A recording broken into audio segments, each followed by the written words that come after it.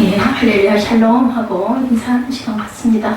할렐루야 샬롬 샬롬 샬롬 샬롬 샬롬 샬롬 샬롬. 하나님 사랑합니다. 여러분 주 안에서 사랑합니다. 사무엘 선풍기 이쪽으로 돌려놓고 들어가. 오늘 여호수아 14장 아까 두 분 그 나오신 분들 그 말씀에 조금 그 중요한 부분들이 있어서 발제가 된 부분이었으리고, 두 번째 그 설교하신 분은 아주 굉장한 장애를 가지신 분인데 하나님의 은혜로 공부를 하고 신학 박사가 되고 설교를 할 수 있는 은혜, 본인이 아주 절망 가운데 정말 이거는 정말 기적이 아니면 내가 이렇게 서 있을 수 없다라는 그런 감동이 있을 때 저런 설교가 나온다고 저도 생각을 합니다. 제가 몸이 불편하고 보니까 정말 모든 것들이 하나님의 은혜가 아니면 내가 여기까지 올 수도 살 수도 없었다라는 그런 고백이 나오더라고요. 오늘 여호수아 14장 말씀, 갈렙이 45년 동안 40세에 어디를 갔어요? 그 가나안 그 성을 그 정탐하러 간 사람 둘, 여호수아와 갈렙이었죠. 그 두 사람 중에 한 사람이었는데 갈렙이 40세에 가가지고 분명히 그 아낙 자손들은 크고 장대하지만 그들은 우리의 밥입니다라고 여호수아와 함께 외쳤던 그러한 아주 노장 이제 됐어요. 85세가 됐습니다.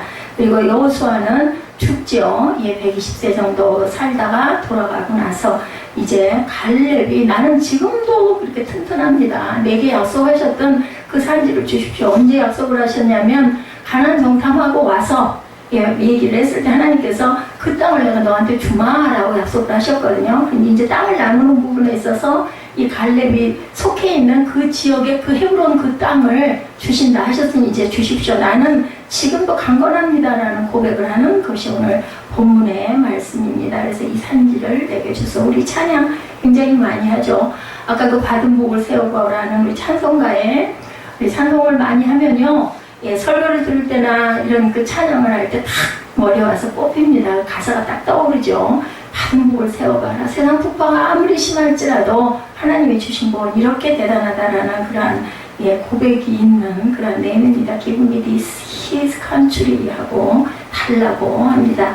하나님은 언제나 믿음의 사람, 꿈꾸는 사람, 긍정적인 사람과 함께 일하신다. 그런 사람들이 승리자가 돼요. 세상에서도 마찬가지고 학교에서도 마찬가지고 직장에서도 마찬가지고 그런 어떤 비전, 소망, 내가 그냥 직장에서 일한 만큼 월급만 한 달 한 달 받으면 되지 이런 마음을 품으면 주의의식을 가질 수가 없어요. 그렇게 되면 누가 당장의 사장의 눈에 사장의 마음에 그 마음이 옵니다. 누구도 그건 다 알게 되잖아요. 내가 저 사람을 진심으로 대하는지 아니면 그냥 할 수 없이 죽을 수 없으니까 하지 이거는 알죠. 그렇기 때문에 내가 전심을 다하면 하나님께서 가장 먼저 아시고 그리고 사람과 사람 사이에서도 관계에서도 그걸 느끼게 된다. 그래서 이 산지를 내게 주소서 이 말씀이죠. 오늘 제목으로 그냥 그렇게 잡아봤습니다. 하나님 언제나 믿음의 사람, 꿈꾸는 사람, 소망의 사람. 그래서 나이가 60이 먹고 80이 먹어도 갈렙처럼 85세가 됐어. 이 사람은 어떤 사람이에요? 노인이 아니라 청년이에요. 왜냐하면 소망을 갖고 있기 때문에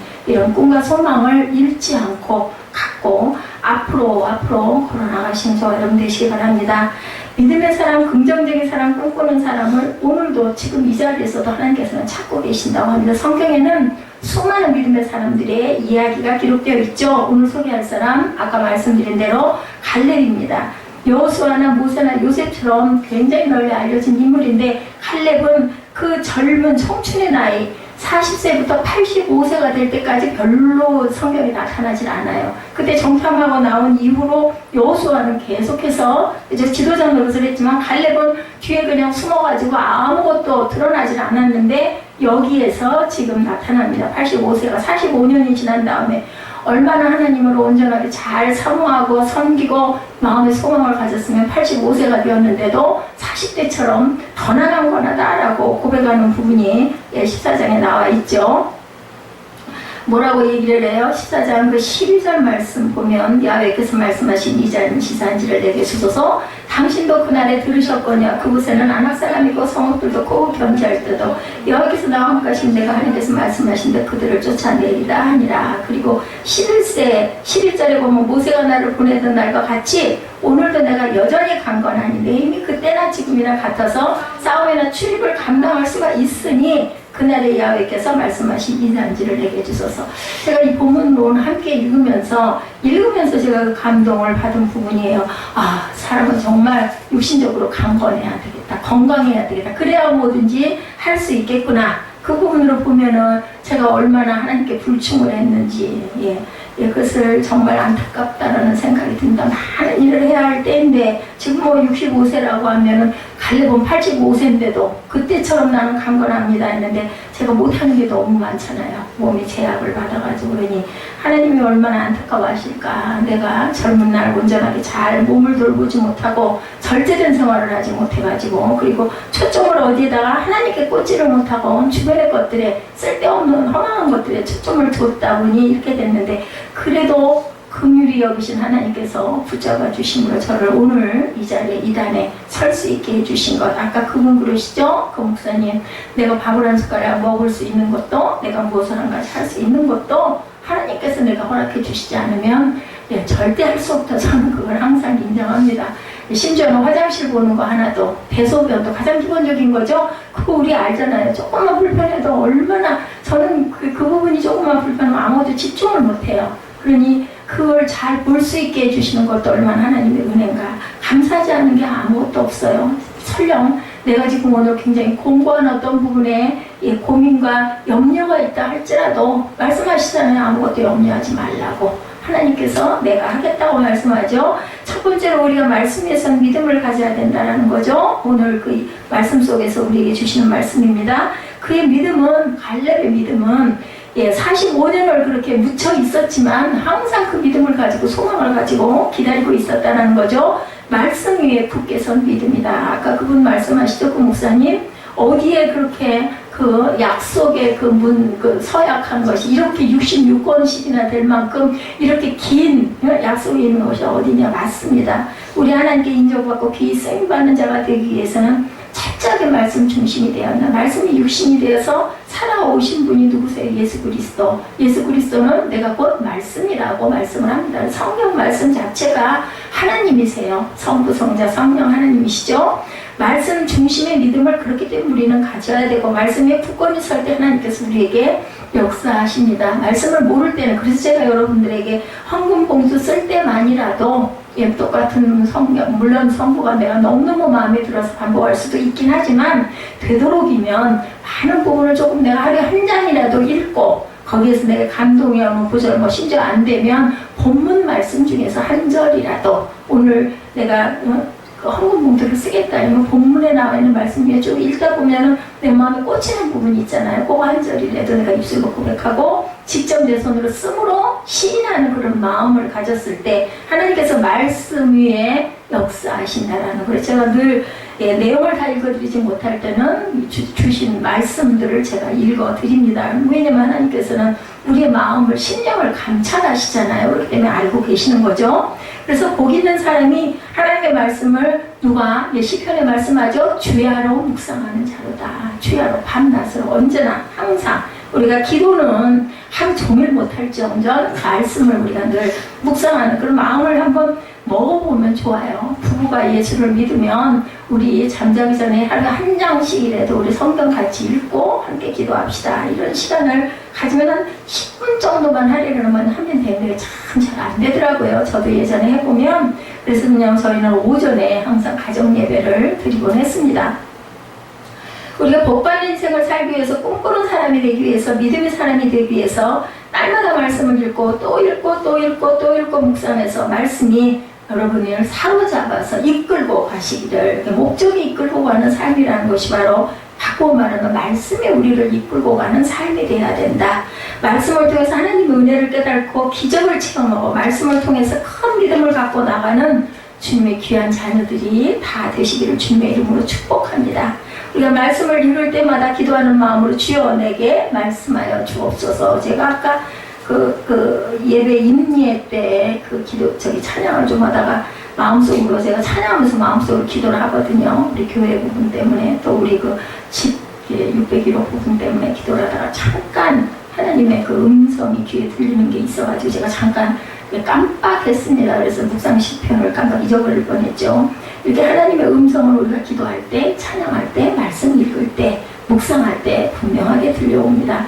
말씀을 읽을 때 치료가 임하고, 말씀을 읽을 때 우리 마음의 기쁨과 평안이 임하고, 아까 그 목사님 말씀하시죠? 내가 변한 건 아무것도 없지만 그것을 넘어서는 하나님의 기쁨과 평안을 내게 준다. 분명히 그렇습니다. 갈렙은 하나님의 말씀을 붙잡고 한평생을 산 사람, 특별히 그가 출애굽하여서 가데스바네아에서 가나안의 정탐꾼 12사람 중에 한 사람으로 꼽혀서 40일을 돌아보고 온 후에 긍정적인 고백을 했고, 그 긍정적인 고백을 통해서 그의 믿음이 인정을 받아서 하나님께서 약속의 말씀을 주셨는데 그 말씀을 45년 동안 붙들고 있었다는 거예요. 여호수아 14장 9절에서 10절에 말씀합니다. 여호수아 14장 9절에서 10절이죠. 그날에 모세가 맹세하여 이르되 내가 내 하나님 야훼께 충성하였으니 내 발로 밟은 땅은 영원히 너와 내 자손의 기업이 되리라 하였나이다. 이제 보소서, 야훼께서 이 말씀을 모세에게 이신 때부터 이스라엘 광야에서 방황한 이 45년 동안을 야훼께서 말씀하신 대로 나를 생존하게 하셨나이다. 오늘 내가 85세로다. 45세로 돼 45년이죠. 이 말씀을 받은 지 45년이 지났는데도 나는 그 말씀을 꼭 붙잡고 그 말씀대로 이루어질 것을 믿고 여기까지 왔습니다. 라고 고백을 합니다. 그는 유다 지파의 한 족장이었죠. 가데스 바네아에서 대표로 뽑혀서 가나안 땅에 들어가 40일을 정탐하고 돌아온 정탐꾼 중에 두 사람만이 그것은 우리의 밥입니다. 우리가 점령할 수 있습니다. 왜? 그때도 믿음이었어요. 눈에 보기에는 가나안의 그 족속들이 너무나 거인들이고 우리는 정말 거기다 대면 메뚜기 같지만 하나님께서 그 땅이 너희 땅이다. 내가 너희에게 주겠다라고 말씀하셨기 때문에 당연히 분명히 될 것을 믿습니다라고 믿음을 고백한 두 사람 중에 한 사람이 바로 갈렙이었죠. 근데 12명 중에 10명이 갔다 와서는 부정적인 보고를 합니다. 여러분들이 잘 알듯이 그들은 우리를 삼키는 땅입니다. 거기는 아낙 자손들이 있는데 거인들이어서 우리가 들어가면 완전히 망할 수밖에 없습니다. 이런 부정적인 보고를 하니까 10명이 보고를 하니까 이스라엘 백성들은 거기까지 온 백성들은 다들 절망에 빠져가지고 울고 밤새도록 모세에게 이제 막 다 대들죠. 여호수아와 갈렙은 그런데 두 사람 믿음의 사람이었기 때문에 아닙니다. 적과 흐르는 땅은 분명히 맞습니다. 하나님 우리와 함께 하시면 우리는 당연히 넉넉히 이깁니다. 그들은 우리의 밥입니다. 이렇게 고백을 두 사람이 했죠. 그러나 이스라엘 백성들이 긍정적인 보고를 듣지 않고 부정적인 데 익숙해져서 염려가 돼. 아이고 그러다 우리 들어가기도 전에 죽으면 어떡해. 이 염려가 됐겠죠. 더구나 12명 중에 10명이면은 10분의 몇이에요. 10분의 8, 9할이 다 우리는 안 돼. 돌아가야 돼. 이렇게 얘기를 하고 있으니까 뒤로 돌아가 광야에서 38년을 더 방황을 하게 되죠. 출애굽에서 가데스 바네아까지 2년 걸렸어요. 그리고 38년을 돌아서 40년을 광야에서 방황하는 가운데 20세 이상의 장정들이 그 바람에 다 죽어요. 여기 못 들어가. 그리고 뒤로 돌아서 도은 세월이 38년이다. 그래서 38이라는 숫자가 굉장히 중요한 숫자로 구약에는 등장을 합니다. 신명기 1장 36절에서는 이와 같이 말씀합니다. 오직 여분네 아들 갈렙은 온전히 야훼께 순종하였은즉 그는 그것을 볼 것이요 그가 밟은 땅을 내가 그와 그의 자손에게 주리라 하시고 믿음으로 정탐하여 밟은 그 땅을 내가 갈렙과 그 자손에게 줄 것이다 라고 약속을 하셨어요. 그것을 어떻게 받았어요? 아멘 하고 받았다라는 겁니다. 에이 말로만 주면 뭐해, 직접 줘야지. 아직도 거기는 그 족속들이 다 건강하게 아주 잘 살고 있는데 그 땅을 우리가 어떻게 점령해. 이러면 절대로 내 땅이 될 수는 없다라는 거죠. 우리 인생길에서 살아가면서 그런 담대함을 가지고 믿음으로 발을 내딛어야 된다는 거죠. 하나님께서 이 땅을 내게 주신다고 말씀하셨으므로 반드시 이 땅에 나와 내 자손들의 땅이 될 것입니다 라고 고백을 했다는 거죠. 그렇게 믿고 주님의 약속이 이루어질 날만 기다리고 바라보고 왔는데 세월이 흘러서 어느덧 45년이 흘렀어요. 45년이 흘렀어도 그런 말씀에 대한 확고한 믿음을 갖고 있었기 때문에 반드시 말씀이 이루어진다고 하는 믿음을 가지고 그 말씀을 붙잡고 나아갔던 거죠. 그리고 약속의 말씀을 붙잡고 나아가면 우리는 하나님의 은혜 가운데 모든 문제를 넉넉히 감당하고 해결하고 위대한 승리의 삶을 살게 될 것이라는 고백을 분명히 하게 된다. 야훼는 뭐라 그래요? 나의 목자시니 아까 우리 대표 기도하는 우리 김종국 집사님이 이 말씀하셨죠. 야훼는 나의 목자시니 내게 부족함이 없으리로다. 하나님은 내 목자시니까 내가 부족함이 없습니다. 주님은 나의 모든 것이 되시고 내가 주님을 사랑합니다. 내가 주님을 의지합니다. 내 주님께서 형성 성경에 약속하신 대로 내 삶 가운데 하나님의 놀라운 은혜와 축복을 내려주옵소서. 이런 고백을 하시기 바랍니다. 그렇게 복받은 인생을 살아가기를 우리가 항상 인정하고 빌고 사모할 때 하나님께서 우리를 그렇게 고쳐주시죠. 14장 6절에 갈렙이 여호수아에게 한 이야기가 나옵니다. 그때 유다 자손이 길갈에 있는 여호수아에게 나오고 그니스 사람 여분의 아들 갈렙이 여호수아에게 말하되 야훼께서 가데스 바네아에서 나와 당신에게 대하여 하나님의 사람 모세에게 이르신 일을 당신이 아시는 바라. 하나님의 모세를 통해서 약속의 말씀을 주셨던 것을 여호수아가 당신이 기억하고 있을 것입니다. 그렇죠? 이 말씀을 이루어 주소서. 45년이 지나서도 그 말씀을 생생하게 기억하고 다시 여호수아의 기억을 되살립니다. 왜냐하면 둘이 같이 있을 때 하나님의 말씀하신 거니까 모세를 통해서 얘기를 하셨으니 그거 당신 알고 있지 않소? 이제 그걸 나를 이루어 주쇼 하고 내가 나가서 싸우겠다. 왜냐하면 땅을 주시긴 했지만 분배를 주셨지만 그 땅이 비어있는 땅이 아니에요. 그대로 다 살고 있어. 아무것도 변한 건 없어. 가서 쳐들어가서 점령을 해야 됩니다. 그렇다면 작전도 해야 될 것이고 싸울 사람도 있어야 될 것이고 장군도 있어야 되겠지 않겠어요. 근데 85세기나 된 갈렙이 내가 나가서 싸우겠다라고 얘기를 합니다. 다들 거기 무서워서 회피하고 되도록이면 안 가려고 하는 거기를 노장 85세에 갈렙이 내가 가서 싸우겠다. 나는 할 수 있다. 왜냐하면 하나님이 내게 주시겠다고 약속하지 않았느냐. 당신 기억하고 있지 않소? 하고 그 기억을 환기를 시킵니다. 약속의 말씀을 붙잡고 나아가면 반드시 주님의 뜻을 이루실 것이라는 강건한 믿음을 갖고 있고 그랬기 때문에 갈렙은 복을 받게 됐다는 얘기입니다. 사람들의 음성을 듣고 쉽게 흔들리고 상처받고 낙심하지 말아야 되겠죠. 우리들은 참 많이 상처를 많이 받고 상심을 많이 합니다. 운동선수들이 시합을 잘할 수도 있고 못할 수도 있는데 지금 올림픽 열리고 있더라고요. 어쩌다 못하게 돼서 비난을 받으면 낙심이 돼서 더 이상 시합을 못하는 그런 사람들도 굉장히 많다고 합니다. 그래서 동계 올림픽 컬링 결승에 올라갔던 선수들이 핸드폰을 치워놓고 오직 시합을 아예 핸드폰을 꺼놓고 왜냐하면 거기 악플들이 많이 올라와 있기 때문에 보다 보면 그것 때문에 마음에 갈등이 생기니까 75세가 된 아브라함이 하나님의 말씀을 듣고 말씀을 붙잡고 나아갔다가 하나님의 복을 받게 되는 부분이 창세기 12장 1절에서 3절에 나타나고 있죠. 위대한 믿음의 조상 아브라함이 탄생되는 축복의 말씀이 나타납니다. 창세기 12장 1절에서 3절 보면 야훼께서 아브라함에게 이르시되 너는 너의 고향과 친척과 아버지 집을 떠나 내가 네게 보여줄 땅으로 가라. 내가 너로 큰 민족을 이루고 내게 복을 주어 내 이름을 창대하게 하리니 너는 복이 될지라. 너를 축복하는 자에게는 내가 복을 내리고 너를 저주하는 자에게는 내가 저주하리니 땅의 모든 족속이 너로 말미암아 복을 받을 것이라 하는지라. 이렇게 말씀을 합니다. 여기도 또한 마찬가지예요. 내가 네 이름을 창대하게 할 거예요. 그런데 어떻게 해야 돼? 떠나서 가야 된다는 거. 행동에 옮겨야 된다는 거. 실행해야 된다는 겁니다. 그래서 떠나면서도 아브라함이 처음부터 가나안 땅으로 바로 들어간 게 아니에요. 중간에서 중간참을 여러 번 합니다. 그러면서 여러 가지 일들을 많이 만나죠. 아브라함의 나이가 그때 75세였죠. 이제 그 지역에서 뿌리를 내리고 이제 편안하게 여생을 보낼 수 있을 그때예요. 이제는 뭐 종복도 많고 아브라함이 굉장히 잘 살던 사람이에요. 그러니까 데리고 있는 개인의 분사가 385명이나 돼서 나중에 조카 롯을 구원하려고 그 군대를 이끌고 가가지고 롯을 구원해오는 그런 내용이 창세기에 나타나죠.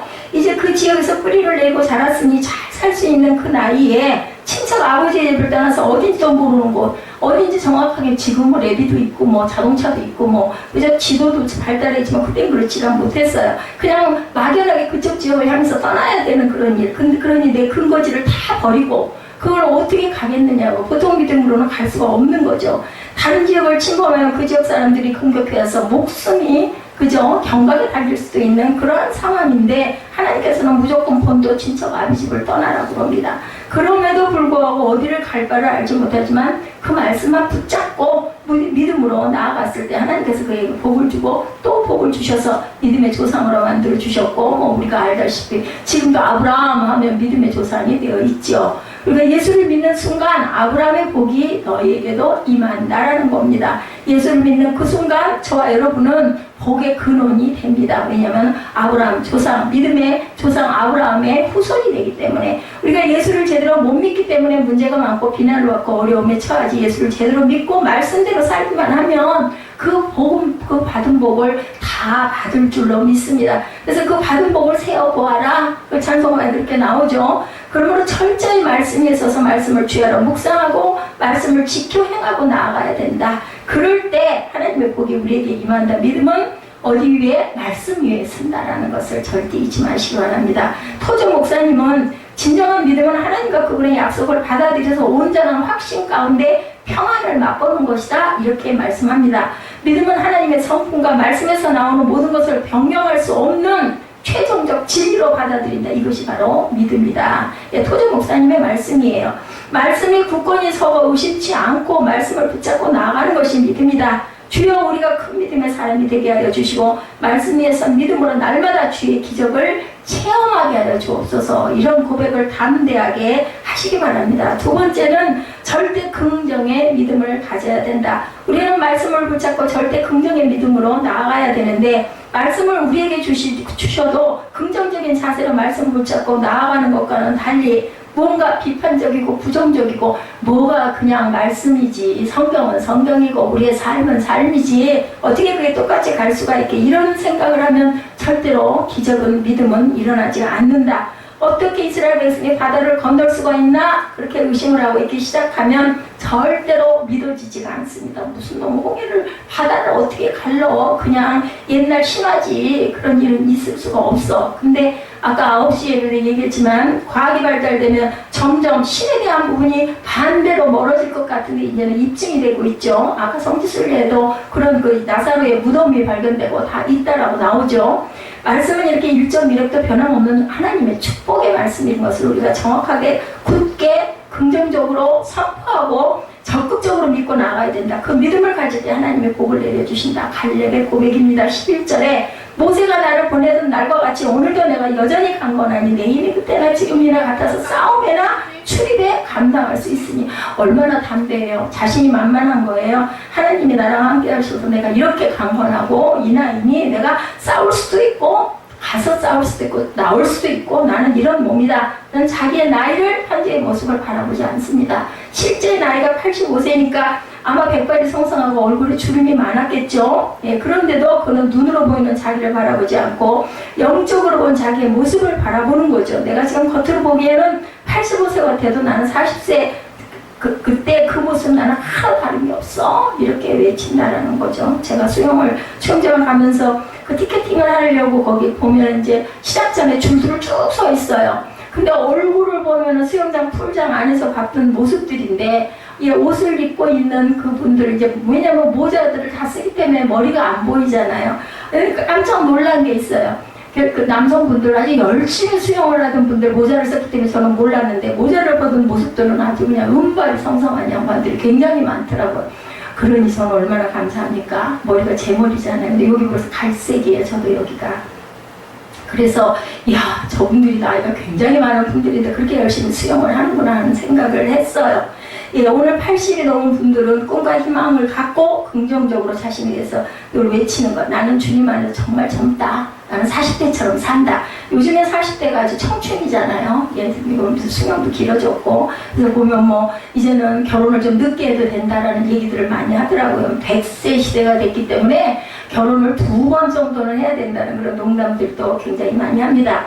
예수 믿는 사람은 자신에 대한 긍정적인 이런 자화상을 가져야 된다. 예, 과거에 어떤 실패가 나에게 있었다 할지라도, 내 과거에 어떤 상처가 나를 괴롭힌다 할지라도 지금은 나는 예수 믿고 주님이 나와 함께 동행하시니까 나랑은 아무 그런 건 상관이 없다. 이전 것은 지나갔으니 보라 이제는 새 것이 되었다. 이러는 고백을 힘차게 내줄 줄 알아야 된다는 거죠. 나는 복 받는 하나님의 자녀다. 나는 복 중에 복이다. 복덩어리다. 이렇게 외치시기 바랍니다. 나의 인생은 주님 안에서 잘 될 수밖에 없다. 왜냐하면 하나님이 나에게 축복해 주시겠다고 약속하셨고 내 조상이 아브라함 믿음의 조상이고 나는 그의 후손이고 그리고 예수 그리스도가 내 그 피로 구속의 피로 내 죄를 모두 다 사해 주셨고 나에게 영원한 생명을 주셨기 때문에 나는 영생하는 영원한 하나님의 귀한 자녀다라고 이렇게 외치시기 바랍니다. 12명의 정탐꾼 가운데 10명의 정탐꾼이 부정적인 이야기를 할 때 여호수아와 갈렙은 긍정적인 고백을 했죠. 야훼서 우리를 기뻐하시면 우리를 그 땅으로 인도하여 들이시고 그 땅을 우리에게 주시리라. 이는 과연 적과 꿀이 흐르는 땅이다. 이렇게 고백을 합니다. 14장 8절이죠. 거기에 또 그들이 두려워 떨었던 안압 자손들이 있다라는 거죠. 갈렙이 여호수아에게 와서 달라고 한 그 땅은 헤브론 산지, 아까 말씀드린 대로 해발 1000m를 내려온 높은 고지예요. 위치가 굉장히 높은 곳입니다. 그리고 거기는 장대한 그러한 그 안압 자손들이 살고 있어서 거인이었어요. 기골이 장대하고. 그러니까 싸워보기도 전에 그들의 체격을 보고 그냥 기가 죽을 수밖에 없어요. 누가? 골리앗 같은 그런 사람이었겠죠. 다윗이 사람의 눈으로 보면 얼마나 하잘것없고 보잘것없었겠어요. 그죠? 차이가 한 3m가량 되는 키라고 2m 60인가 그렇게 된다 하더라고요. 그 골리앗이. 그러나 갈렙은 그들의 모습은 바라보지 않았다라는 거죠. 이게 우리 세상에서 영적인 시각을 이야기하고 있다는 것을 여러분들이 아셔야 됩니다. 우리가 항상 기가 죽는 거 뭐 눈에 보이는 현상에 기가 죽고 두려워하고 염려하고 걱정합니다. 저는 그런 생각을 해요. 눈이 정말 참 필요해요. 눈은 정말 없어서는 안 돼요. 내가 여기서 여기를 가다가라도 뭐가 좀 눈이 조금 이렇게 제가 안경을 안 쓰거나 하면 수영장에서도 그러고 잘 안 보일 때가 있어요. 시계도 잘 안 보여요. 흐미해가지고 몇 시인지 정확하게 안 보여서 남한테 물어봐요. 근데 눈이 없으면 내가 과연 어떻게 살까? 그런데 우리가 세상에서 바라는 부분은 이 눈이 좋게 보면 굉장히 우리에게 가장 필요한 것인 반면에 어떤 면으로 보면 내게 시험을 주는 가장 첫 번째 요인이 바로 이 눈이 아닌가. 내가 눈으로 볼 때 뭔가 나는 초라해 보이고 저 사람은 대단해 보이고 권력이 있어 보이고 저 건강해 보이고 잘생겨 보이고 젊어 보이고 막 이러면 그냥 스스로 기가 죽어가지고 나는 정말 보잘것없어. 나는 정말 초라해. 아니 제 자신이 그런 마음이 드는 거예요. 근데 우리는 영적인 눈으로 바라볼 줄 알아야 되겠다. 이 갈렙처럼 나는 장대하고 하나님께서 약속하셨기 때문에 지금도 나는 할 수 있습니다라는 고백을 할 수 있는 그런 믿음을 갖기 위해서는 우리 눈에 보이는 눈으로 우리 모든 것을 판단해서는 절대 안 된다. 자, 하나님이 함께 계시기 때문에 그것이 험한 산지고 성이 높고 거인들이 있다 할지라도 나는 반드시 그걸 정복할 것이다. 왜냐하면 하나님께서 내게 주신다고 약속을 하셨기 때문에 눈에 보이는 것을 가지고 우리는 절대 염려하지 말아야 돼. 눈이 굉장히 필요한 아주 없어서는 안 될 귀한 것이기도 하지만 때로는 우리가 영적인 눈을 가리게 하는 우리는 시각이 될 수 있다는 걸 생각해야 된다. 그렇기 때문에 뭘 붙들고 말씀을 붙들고 굳건하게 때로는 일부러라도 막 외치시기 바랍니다. 요즘 가장 흔한 병 가운데 암, 그죠? 암을 감기라고 생각을 해보라는 거죠. 그러면 끝까지 그 못 물리실 게 뭐가 있냐는 거죠. 암을 두려워하면 이 암이 그걸 확 번져. 우리 몸 안에는 암적인 세포들이 다 있다고 합니다. 적혈구도 굉장히 많지만 나쁜 그러한 그 세포 조직들이 많이 있대요. 근데 우리 건강한 세포들이 많기 때문에 그 암을 그냥 극복으로 하고 가는 거라는 거죠. 나사렛 예수로 이름으로 명하니 암은 떠나라 이렇게 고백을 하고 선포를 해야 우리가 살아갈 수가 있다라는 것. 알고나 죽네 하면 암은 아주 신나서 박수를 친다는 거죠. 여러분 자신이 긍정적인 믿음을 가져 하나님께서 복을 주시지. 예수 믿고 나서 DNA가 바뀌어 가지고 말하는 것, 생각하는 것, 모든 것들이 이렇게 긍정적으로 바뀌어야 된다. 그래서 하나님의 복을 받는 저와 여러분들이 되셔야 되겠고, 우리가 설교를 들을 때 뭐 입으로 소리내서 말하기가 민망하면 마음속으로라도 소리가 안 나도 아멘 믿습니다. 아멘 믿습니다. 그렇게 될 줄 믿습니다. 이렇게 긍정적으로 항상 선포를 하십시오. 주여 내가 주님 안에서 긍정적인 믿음으로 살게 하여 주옵소서. 갈렙은 부정적인 얘기를 하지 않고 원망 불평이 전혀 아직 성경에 나타나지를 않아요. 갈렙은 여기에서만 나타납니다.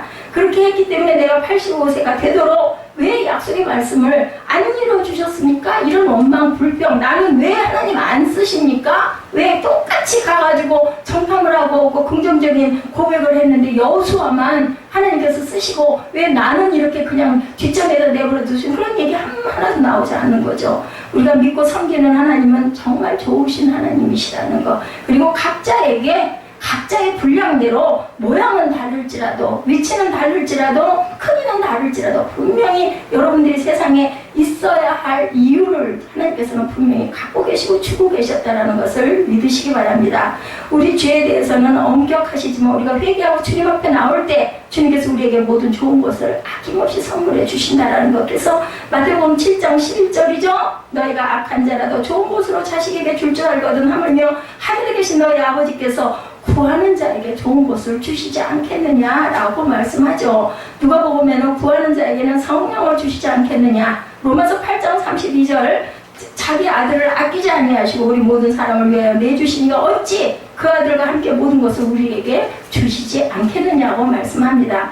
좋으신 하나님이 항상 우리와 함께 하시겠다라는 이야기인 거죠. 그렇기 때문에 로마서 8장 31절에 이 일에 대하여 우리가 무슨 말하리요? 만일 하나님이 우리를 위하시면 누가 우리를 대적하리요? 하나님이 내 편이 되시면 아무도 나를 해치지를 못한다라는 거죠. 벌떼처럼 원수들이 우리에게 달려들어와도 그저 망가진 병을 가지고 나를 공격해와도 우리는 두려워하지만 않으면은 우리가 평강 가운데 살아갈 수 있다. 그래서 만군의 야훼 하나님이 나와 함께 계시기 때문이다 라고 고백을 하시기 바랍니다. 부상의 아이콘에서 부활의 아이콘으로 이번에 금메달을 목에 건 임효준 선수 아까 그 영상에 제가 보여드렸습니다. 저도 잘 모릅니다. 그런데 그 선수 이름이 나와 있길래 제가 그 부분을 찾아봐서 7번 수술을 하고 7.8kg를 나눠서 금메달을 딴 아주 유명한 선수인데 하나 소개되지 않은 것이 그가 아주 절실한 크리스찬이었다라는 겁니다. 원래는 수영 선수로 출발을 했어요. 그런데 고막이 터져서 수영을 하지 못하게 됩니다.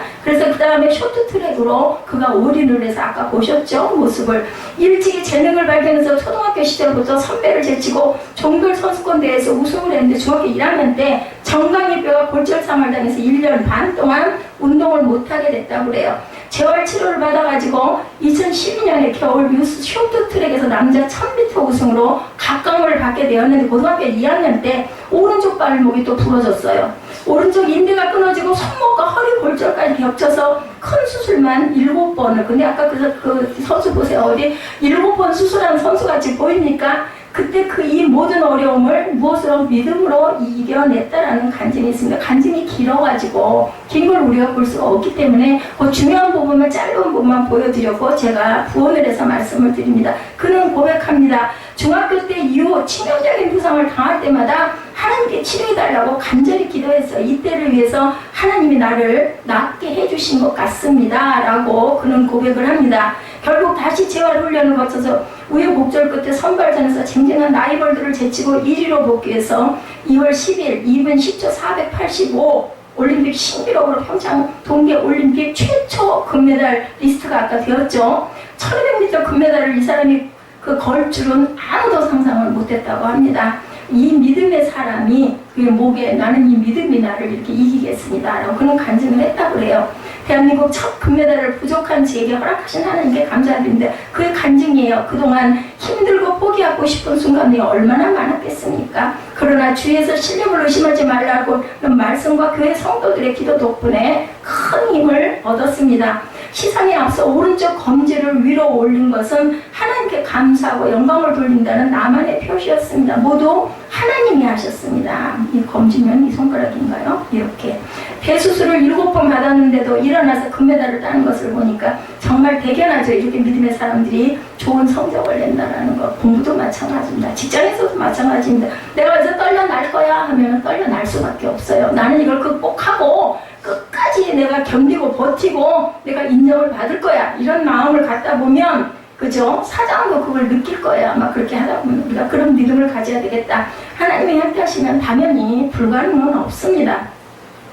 그렇기 때문에 저와 여러분이 주님 안에서 거룩한 자화상, 긍정적인 자화상을 가지고 믿음으로 일어나시기 바랍니다. 세 번째, 꿈과 소망을 이루는 믿음을 가져야 된다. 그 자화상을 이루기 위해서 셋째로 우리에게 필요한 것이 꿈과 소망을 가지는 것. 미래지향적인 사람이 미래를 변화시키지 밤낮 뒤를 돌아보고 과거 일을 생각하는 사람은 어떠한 좋은 결과도 만들지 못한다는 것을 우리가 잊지 말아야 된다. 우리는 꿈꾸는 사람이 되어야 되죠. 누구? 요셉처럼 거룩한 꿈을 꿔야 됩니다. 갈렙이 10절에 그날에 여호와께서 말씀하신 이 산지를 지금 내게 주소서. 당신도 그날에 들으셨거니와 그곳에는 아낙 사람이 있고 그 성읍들은 크고 견고할지라도 여호와께서 나와 함께 하시면 내가 여호와께서 말씀하신 대로 그들을 쫓아내리다 하니 그는 이렇게 담대한 믿음과 꿈을 갖고 선포했죠. 이 산지를 내게 주옵소서라고 이렇게 선포합니다. 이런 믿음의 선언을 우리가 해야 된다. 기적은 일어날지어다. 건강해질지어다. 예, 여러분들이 불편한 부분이 있거나 아니면 내가 낙심이 될 때는 입으로라도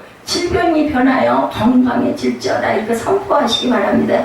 문제라고 낙심하고 포기하지 말고 믿음으로 선포하는 자녀의 삶을 살아야 되겠죠. 예, 제가 봐도 그런 것 같아요. 거기 수영장 오시는 그 노인분들 정말 칭찬해드리고 싶은 분들, 저는 거기다 되면 정말 건강한 청년인데도 불구하고 별로 그런 소망이 없었어요. 근데 매일 아침마다 저는 지금도 아주 시험에 듭니다. 아이고 오늘 하루는 좀 쉬었으면 좋겠다.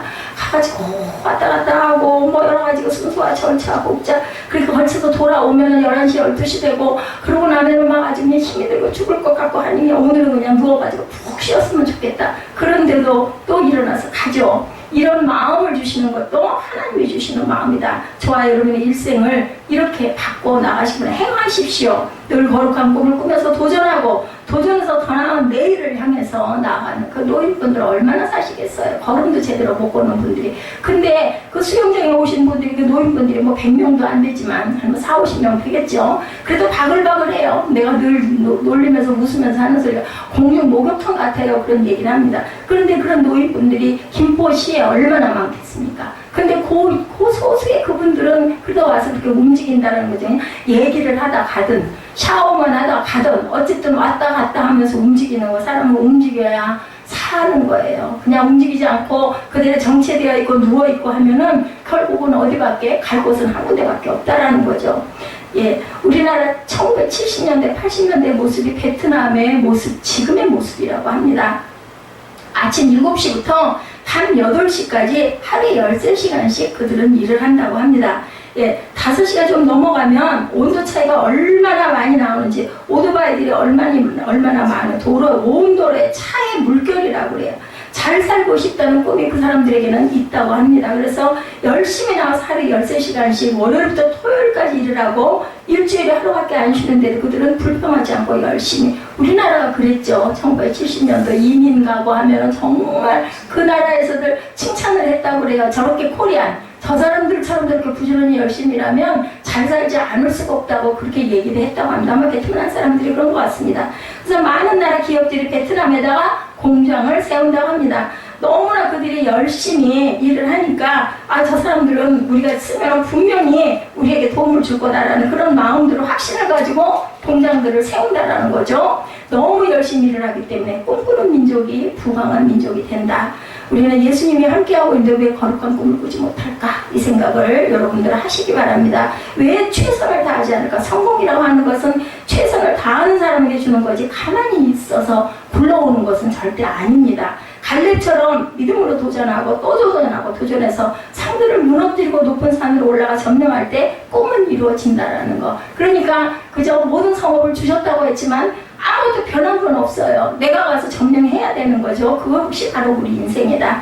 자, 그러므로 모두가 거룩한 꿈을 꾸고 믿음으로 선포하고 열심히 행하고 나가야 된다. 85세가 넘었는데도 그런 열정은 식지가 않았죠. 85세가 되어도 40세의 꿈을 가지고 젊음을 가지고 도전해서 결국 헤브론을 차지합니다. 나이가 문제가 아닌 거죠. 꿈꾸는 데는 나이와 상관이 없다. 그래서 40세라도 꿈이 없는 사람은 노인이라고 그러죠. 90세가 돼도 100세가 돼도 꿈을 꿀 수가 있고 그럴 때 그는 청년이라는 소리를 듣는다라는 거죠. 주님 안에서 거룩한 꿈을 꾸시기 바랍니다. 거룩한 꿈을 꾸고 그렇게 됐을 때 개인의 가정이 또한 사회가 나라가 그죠? 하나님 앞에서 귀하게 쓰임받는 그러한 인물들이 될 수 있다. 그러한 나라가 될 수 있다. 적당히 하루하루를 지내고 허송세월을 해서는 안 됩니다. 거룩한 꿈을 꾸고 도전하고 그리고 위대한 기적을 만들어 내셔서 할렐루야 하나님께 영광을 돌리는 우리는 다 그릇들이에요. 예, 그릇으로 지어졌어요. 그렇기 때문에 하나님이 주신 그 꿈을 우리가 믿음으로 기도하고 선포하고 행하고 그리고 행한 것이 그것이 성공하게 됐을 때 열매가 맺혔을 때 그 영광은 모두 다 하나님께 드린다. 13절 14절은 꿈을 이룬 결과죠. 여호수아가 여분네 아들 갈렙을 위해서 축복하고 헤브론을 그에게 주어 기업을 삼게 하며 헤브론이 그리스 사람 여분네 아들 갈렙의 기업이 되어 오늘까지 이르렀으니 이는 그가 이스라엘의 하나님 야훼를 온전히 쫓았습니다. 여러분들 온전히 쫓으시기 바랍니다. 그래서 우리는 기도할 때 하나님과 동행하게 하여 주옵소서. 동행하는 하루가 되게 하여 주옵소서. 우리가 늘 기도하죠. 여호수아 1장 5절에 말씀이 그대로 이루어진 거죠. 내 평생에 너를 능히 대적할 자가 없으니 내가 모세와 함께 있었던 것 같이 너와 함께 있을 것이니라. 내가 너를 떠나지 아니하며 너를 버리지 아니하리라. 이렇게 말씀을 하셨습니다. 이 말씀이 여호수아에게 주신 말씀이고 갈렙에게 주신 말씀이고 오늘 저와 여러분에게 주신 말씀이라는 것. 그는 건강의 축복을 받고 꿈을 꾸니까 하나님이 건강도 주셔서 11절에 모세가 나를 보내던 날과 같이 오늘 때가 여전히 강건하니 내 힘이 그때나 지금이나 같아서 싸움이나 추림에 감당할 수 있으니라고 고백을 합니다. 그는 고백하는 거죠. 요한 3서 2절 말씀대로 사랑하는 자여 내 영혼이 잘된 같이 내가 범사에 잘되고 강건하기를 내가 강구하노라 하고 하신 말씀이 우리가 꿈꾸고 믿고 고백할 때 그대로 이루어진다라는 것.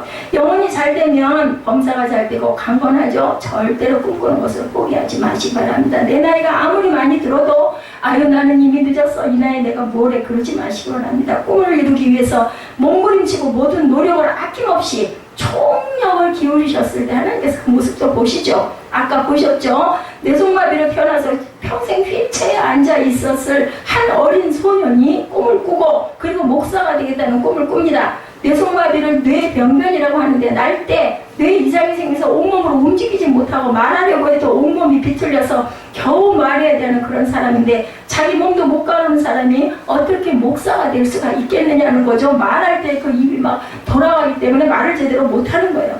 한 살 때 뇌성마비 판정을 받았어요. 온몸이 뒤틀리는 뇌성마비 때문에 통증을 달고 살아야 됐고 한마디 하려면 온몸을 비틀어야 돼요.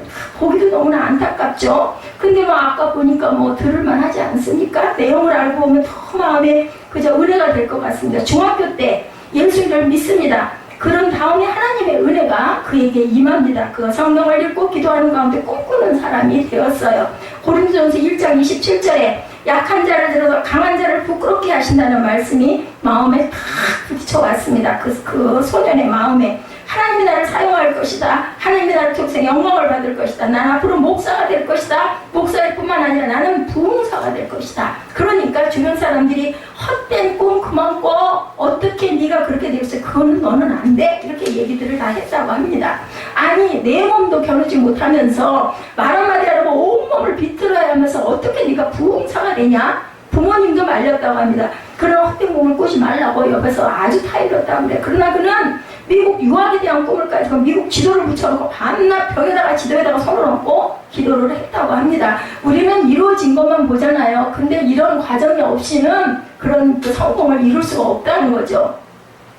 하나님 내가 미국 유학 가서 공부하고 목사가 되게 하여 주시옵소서. 하나님이 그 꿈을 이루어 주옵소서. 그렇게 기도를 했다고 합니다. 한국에서 신학교를 졸업하고 미국 아드서 퍼시픽 유니버시티에 가서 석사학위를 받은 후에 미주 한인교회에서 뇌성마비 목사로 처음으로 목사가 되어서 목회를 아까 그 미주 교회예요. 미국에 있는 교회. 아까 저기 나오셔가지고 설교하시는 것이 그런 고백을 합니다. 예수님을 만나기 전에 저에게 있어서 장애는 인생을 가로막는 장애, 하고 싶어도 못하게 하는 큰 장벽이고 장애였습니다. 근데 예수를 만나고 나서는 꿈을 꾸면서 장애에 대한 관점이 달라졌습니다. 장애는 더 이상 저에게 어떤 걸림돌이 되지 않습니다. 이제 저의 장애들은 하나님 앞에 그 장애를 내가 내려놓습니다.